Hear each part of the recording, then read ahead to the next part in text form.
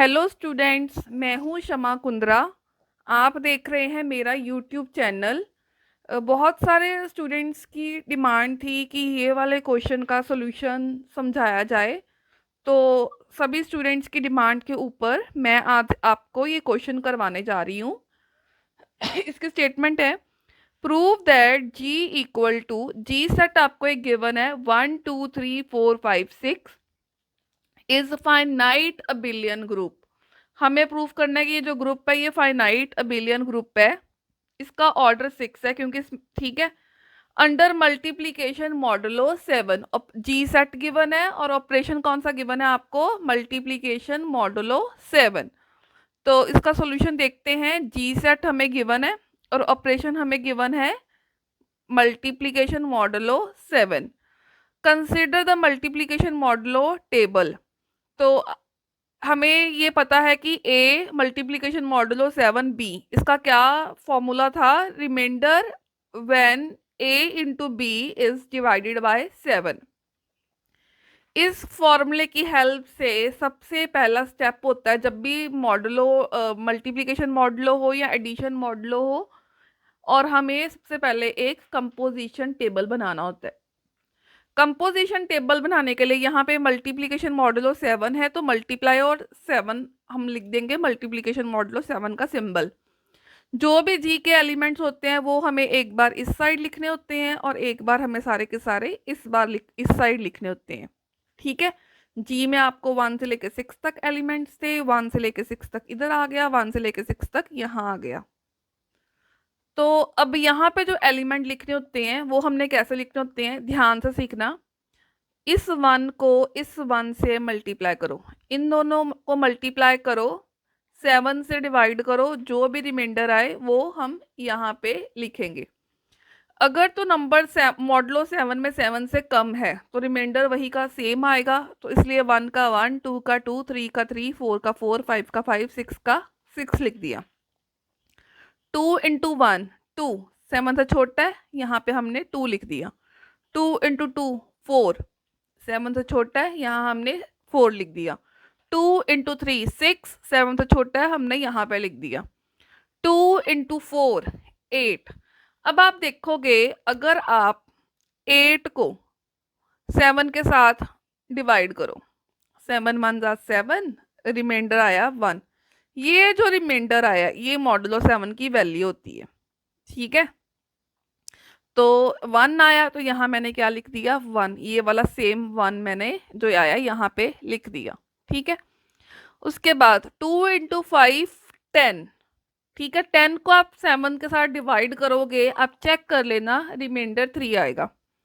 2 into 6 12, 12 को 7 के साथ डिवाइड करोगे तो रिमाइंडर आपका 5 आएगा। 3 इंटू 1 3, 7 से छोटा है तो 3 ही रिमाइंडर आएगा। 3 इंटू 2 6, 7 से छोटा है तो 6 ही आ जाएगा। 3 इंटू 3 9, 9 को 7 के साथ डिवाइड करो और रिमाइंडर चेक करो, आपका 2 आएगा। 3 इंटू 4 12, 12 को 7 के साथ डिवाइड करो, रिमाइंडर आपका 5 आएगा। 3 इंटू 5 20, 20 को 7 के साथ डिवाइड करो तो आपका जो रिमाइंडर है 3 इंटू 5 3 इंटू 5 15, 15 को 7 के साथ डिवाइड करो, रिमाइंडर 1 आएगा। 3 इंटू 6 18, 18 को 7 के साथ डिवाइड करो, रिमाइंडर 4 आएगा। 4 इंटू 1 4, 7 से छोटा है तो 4 लिख दो। 4 इंटू 2 8, 8 को 7 के साथ डिवाइड करो, रिमाइंडर 1 लिख दो।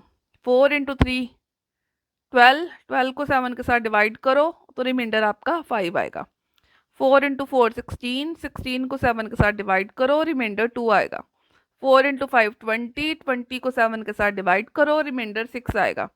4 इंटू 6 24, 24 को 7 के साथ डिवाइड करो, रिमाइंडर 3 आएगा। 5 इंटू 1 5, 7 से छोटा है तो 5 लिख दो। 5 इंटू 2 10, 10 को 7 के साथ डिवाइड करो, रिमाइंडर 3 आएगा। 5 इंटू 3 15, 15 को 7 के साथ डिवाइड करो, रिमाइंडर 1 आएगा। 5 इंटू 4 20, 20 को 7 से डिवाइड करो, रिमाइंडर 6 आएगा। 5 इंटू 5 25, 25 को 7 के साथ डिवाइड करो, रिमाइंडर 4 आएगा। 5 इंटू 6 30, 30 को 7 के साथ डिवाइड करो, रिमाइंडर 2 आएगा। 6 इंटू 1 6, 7 से छोटा है तो 6 लिख दो। 6 इंटू 2 12, 12 को 7 से डिवाइड करो, रिमाइंडर 5 आएगा। 6 इंटू 3 18, 18 को 7 से डिवाइड करो, रिमाइंडर 4 आएगा। 6 इंटू 4 24 को 7 से डिवाइड करो, 3 रिमाइंडर आएगा। 6 इंटू 5 30, 30 को 7 से डिवाइड करो, रिमाइंडर 2 आएगा। 6 इंटू 6 36। लास्ट भी हम कर लेते हैं। 36 को आप 7 के साथ डिवाइड कीजिए, 7 5 35, 1 आपका रिमाइंडर आया। ये जो 1 है ये आपका रिमाइंडर आ गया, इसको हमने यहाँ पे लिख दिया। ये हमारा कंपोजिशन टेबल तैयार हो गया। अब नेक्स्ट हमारा जो काम है फाइनाइट अबिलियन ग्रुप प्रूफ करना, मींस 5 प्रॉपर्टीज को चेक करना कि आप वो सेटिस्फाई कर रही है। जिसमें कि सबसे पहली प्रॉपर्टी है हमारी क्लोजर प्रॉपर्टी। क्लोजर प्रॉपर्टी क्या है? From the table we observe that each element inside the table is also an element of G. It means that G is closed under multiplication modulo 7. Means for all AB belongs to G, A star B belongs to G. Here star operation is given to us as multiplication modulo 7. So A multiplication modulo 7, B belongs to G. क्या कह रही है कि हम table से observe कर रहे हैं कि जो भी टेबल के अंदर जितने भी एलिमेंट्स हैं वो जी सेट के ही हैं। इसका मतलब मल्टीप्लिकेशन मॉडुलो सी ऑपरेशन के अंडर ये क्लोजर प्रॉपर्टी को सेटिस्फाई कर रहा है। मतलब कि अगर आप जी के कोई दो एलिमेंट्स लेते हो, ऑपरेशन अप्लाई करते हो, तो अगर वो जी में आए तो वो क्लोजर है। तो यहाँ पे ऑपरेशन क्या है? मल्टीप्लिकेशन मॉडुलो 7, और उसका आंसर भी जी में आ रहा है। देखो ये कंपोजिशन टेबल है। इस कंपोजिशन टेबल के अंदर जितने भी आंसर में एलिमेंट्स लिखे टेबल के अंदर 7 से छोटे हैं, 1 से लेके 6 के बीच में है, और जी के जो एलिमेंट्स थे वो 1 से लेके 6 तक थे। इट मींस कि ये जो हमने कंपोजिशन टेबल बनाया है ये जी के ही कोई दो एलिमेंट्स लिए थे, उसके ऊपर हमने मल्टीप्लिकेशन मॉडुलो 7 अप्लाई किया और हमारा जो आंसर है वो जी का ही एलिमेंट निकल आया। तो ये क्लोजर प्रॉपर्टी होल्ड कर रही है। फॉर एग्जाम्पल अगर आप 2 ले लो, ठीक है, और यहाँ से 5 ले लो, 2 का और 5 का मल्टीप्लिकेशन मॉडुलो 7, देखो क्या है, 2 के सामने इधर 5 से सामने 3, दो एलिमेंट उठाओगे और हर एलिमेंट के लिए कंपोजिशन टेबल का जो आंसर है वो जी का ही एक एलिमेंट था, इसलिए क्लोजर प्रॉपर्टी होल्ड कर गई। अब हम चेक करते हैं second property, associativity, associative law. उसकी डेफिनेशन हम पीछे पढ़ चुके हैं। Also for each a b c belongs to G, अब जी सेट के कोई 3 एलिमेंट उठाइए। ए मल्टीप्लिकेशन मॉडुलो 7, पहले हम बी और सी का मल्टीप्लिकेशन मॉडुलो 7 निकालेंगे और जो भी आंसर आएगा फिर उसका ए के साथ मल्टीप्लिकेशन मॉडुलो 7 चेक करेंगे। या फिर पहले हम ए और बी का मल्टीप्लिकेशन मॉडुलो 7 निकाले, फिर जो भी आंसर आए उसका सी के साथ मल्टीप्लिकेशन मॉडुलो 7 निकाले। इन दोनों के आंसर को अगर कोई फर्क नहीं पड़े तो हम कहेंगे एसोसिएटिव लॉ होल्ड कर रहा है। फॉर एग्जाम्पल आप 1 से लेकर 6 तक कोई 3 एलिमेंट्स ले लीजिए, सपोज 2 3 4 ले लिए, ठीक है।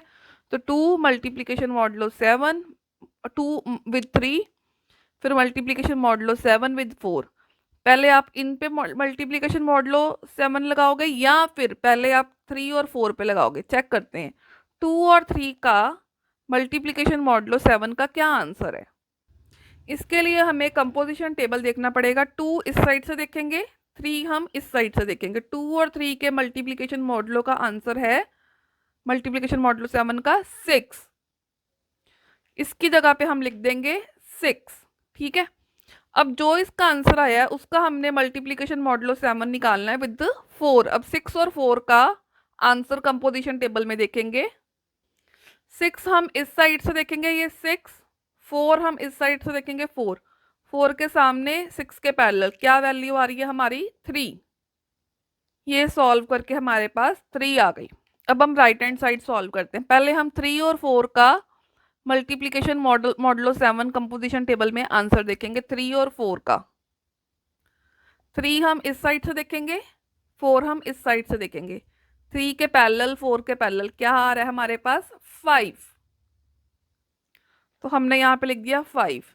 2 के साथ करना है। अब 2 और 5 का कंपोजिशन टेबल में हम आंसर चेक करेंगे। 2 हम इस साइड से देखेंगे, 5 हम इस साइड से देखेंगे, इनकी क्या इंटरसेक्शन वैल्यू आ रही है 3। तो दोनों का आंसर सेम आया है, इसलिए एसोसिएटिविटी होल्ड कर रही है, that is associative law hold. अब थर्ड प्रॉपर्टी थी एग्जिस्टेंस ऑफ आइडेंटिटी एलिमेंट। वो कह रहा है from the table we observe that first row inside the table is identical with the top row of the table. Composition table के case में जो भी आपकी फर्स्ट रो होगी, अगर वो टेबल में same as it is repeat हो जाए सेम, और वो जिस एलिमेंट के सामने हो वो एलिमेंट आपका आइडेंटिटी एलिमेंट होता है ऑलवेज। ठीक है, तो इसमें वो कह रहा है कि जो 1 के सामने जो है फर्स्ट रो जो है वो रिपीट हो रही है, इसलिए जो 1 है वो हमारी आइडेंटिटी होगी। आप कंपोजिशन टेबल देखो 1 2 3 4 5 6, ये सारी की सारी रो 1 2 3 4 5 6 1 के ऑपोजिट है, 1 के सामने है, तो 1 मेरा आइडेंटिटी एलिमेंट होगा। 1 2 3 4 5 6 और कहीं नहीं होगा, क्योंकि आइडेंटिटी एलिमेंट यूनिक होता है, तो हमारे पास भी एक ही आइडेंटिटी एलिमेंट आया है 1। आपने इसको चेक भी करना हो तो आप चेक कर सकते हो। आप 6 को मल्टीप्लिकेशन मॉडुलो 7 1 के साथ ऑपरेट करो, तो आइडेंटिटी का था कि a star E equal to ए आना चाहिए, चाहे वो लेफ्ट से करवाओ या राइट से करवाओ, ई स्टार ए भी ए आना चाहिए। तो 6 आप यहाँ से देखोगे, 1 आप यहाँ से देखोगे, वापस वो किसके इक्वल आ रहा है 6 के। और ये 1 मल्टीप्लिकेशन मॉडुलो 7 6 करने पे भी 6 आना चाहिए, यहाँ आप 1 ले लो 6 के साथ कर लो, वापस 6 आ रहा है। इट मीन्स 1 जो है हमने जो अपनी आइडेंटिटी एलिमेंट सेलेक्ट किया है वो बिल्कुल ठीक है, 1 हमारी आइडेंटिटी है। अब नेक्स्ट फोर्थ प्रॉपर्टी थी हमारी एग्जिस्टेंस ऑफ इनवर्स एलिमेंट। जी के हर एलिमेंट के लिए एक इनवर्स होना चाहिए, कि a star b equal to e हो और e equal to b star a हो। तो वो कह रहा है अगर आप 2 4 का मल्टीप्लिकेशन मॉडुलो 7 लोगे वो आपका 1 आएगा, 3 और 5 का मल्टीप्लिकेशन मॉडुलो 7 लोगे वो भी 1 आएगा, 4 और 2 का मल्टीप्लिकेशन मॉडुलो 7 1 है, 5 और 3 का मल्टीप्लिकेशन मॉडुलो 1 है, 6 और 6 का भी मल्टीप्लिकेशन मॉडुलो 7 1 है। Hence each element of G has inverse. देखो हम कंपोजिशन टेबल से देखते हैं, क्योंकि 1 हमारा आइडेंटिटी एलिमेंट था, हम नीचे से स्टार्ट करते हैं, 6 के सामने 1 आ गया, इट मीन 6 और 6 का 6 और 6 का मल्टीप्लाई करने पे 1 आ रहा, तो 6 के लिए उसका इनवर्स 6 है। यहाँ आप 5 की देखते हैं, 5 के टेबल में 1 यहाँ आ रहा है, तो मतलब 5 और 3 का मल्टीप्लाई करने पे 1 आ रहा है, इट मीन्स 5 3 का इनवर्स है और 3 का इनवर्स 5 है।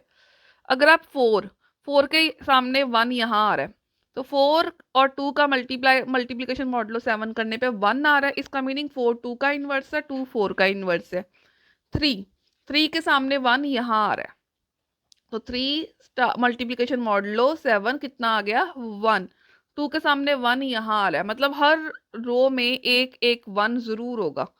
ठीक है, तो 2 के लिए 2 मल्टीप्लिकेशन मॉडुलो 7 4 के साथ कितना आ रहा है 1 आ रहा है। यहाँ से हमने क्या कंक्लूड किया कि inverse of 2 is 4 end of 4 is 2, inverse of 3 is 5 end of 5 is 3, inverse of 6 is 6। ठीक है, तो यहाँ से चारों प्रॉपर्टी सेटिस्फाई होने से हमने क्या प्रूफ कर दिया कि जो जी है वो ग्रुप है अंडर मल्टीप्लिकेशन मॉडुलो 7। अब हमें अबिलियन प्रूफ करने के लिए एक लास्ट प्रॉपर्टी जो है हमारे पास कॉम्यूटेटिव लॉ, हमें वो प्रूफ करना है। लास्ट प्रॉपर्टी के लिए कॉम्यूटेटिव लॉ, कॉम्यूटेटिव लॉ क्या था, a multiplication modulo 7 with b equal आना चाहिए b multiplication modulo with 7 a. इसके लिए हम कोई दो एलिमेंट्स ले लेते हैं, सपोज 3 और 4, 3 मल्टीप्लिकेशन मॉडुलो 7 विद 4, ये आप चेक करोगे कंपोजिशन टेबल से 5 आएगा। अब आप इसका उल्टा करोगे, 4 कंपोजिशन 4 मल्टीप्लिकेशन मॉडुलो विद 7, आप 3 के साथ कंपोजिशन टेबल में देखोगे तो ये भी आपका 5 आएगा। ये देखो आप, ये 3 ये 4 कितना आया 5। अगर आप 4 देख रहे हो 4 ये 3 तो भी कितना आ रहा है 5 आ रहा है। अगर हम 2 और 6 देख लेते हैं, 2 का 6 के साथ कितना आंसर आ रहा है 5। अब हम 6 और 2 का देखते हैं। 6 और 2 कितना आंसर आ रहा है? 5। इट मीन्स कॉम्यूटेटिव लॉ भी होल्ड कर गया, तो ये जो सेट गिवन है मल्टीप्लिकेशन मॉडुलो 7 के साथ, ये क्या हो गया? Finite abelian group. Thank you.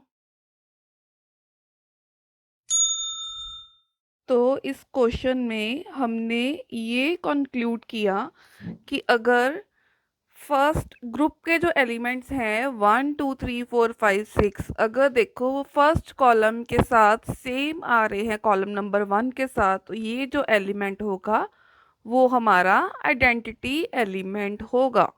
और ए स्टार बी अगर आइडेंटिटी हो तो भी वो इन्वर्स होते हैं। इन्वर्स की डेफिनेशन 1 यहाँ आ रहा है आइडेंटिटी एलिमेंट, तो 1 का इन्वर्स 1 होगा। 2 के लिए 1 यहाँ आ रहा है तो 2 का इन्वर्स 4 होगा। 3 के लिए 1 यहाँ आ रहा है तो 3 का इन्वर्स 5 होगा। 4 के लिए आइडेंटिटी एलिमेंट यहाँ आ रहा है तो 4 का इन्वर्स 2 होगा। 5 के लिए आइडेंटिटी एलिमेंट यहाँ आ रहा है तो 5 का इन्वर्स 3 होगा। 6 के लिए आइडेंटिटी एलिमेंट यहाँ आ रहा है तो ये 6 का इन्वर्स 6 होगा।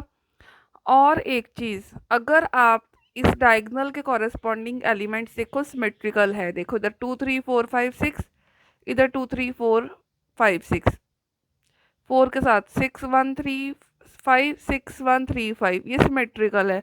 अगर ये सिमेट्रिकल हो तो ये अबिलियन ग्रुप होते हैं। अगर डायगोनल के कॉरेस्पॉन्डिंग जो एलिमेंट्स हैं वो अगर आपस में सिमेट्रिकल हो तो वो अबिलियन ग्रुप फॉर्म करता है।